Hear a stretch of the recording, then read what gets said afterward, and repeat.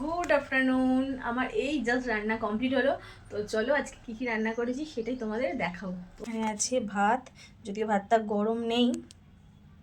দেন আছে এখানে হিংচের বড়া। দিদুন এই হিংচেটা বাড়ি থেকে নিয়ে এসেছিল, তোমাদের বলেছিলাম না দিদুন অনেক কিছু এনেছে, অনেক রকমের শাক নিয়ে এসেছে। তো তার মধ্যে একটা হচ্ছে এটা। দেন আছে লাউ চিংড়ি। তারপর আছে এখানে ডাঁটা দিয়ে সবজি দিয়ে তরকারি। এটাও দিদুনের ভীষণ ফেভারিট, ডাঁটা, বড়ি, উচ্ছে, বেগুন সমস্ত দিয়ে একটা তরকারি। সাথে এখানে আছে মোরলা মাছের ঝাল, আর দিদুনের জন্য হচ্ছে কাতলা মাছ। কাতলা মাছের একটা ঝাল করেছি। আর এখানে আছে পাঁপড় ভাজা। পাঁপড়টা কিন্তু নর্মাল পাঁপড় না, এটা হচ্ছে কালারিং পাঁপড়, মানে এর মধ্যে আছে যে ভেন্ডি কালারিং, ব্যাট পাঁপড়, এইসব ধরনের আছে। তো কতটা বোঝা যাচ্ছে জানি না। তো এই হচ্ছে আজকে আমাদের দুপুরের লাঞ্চ।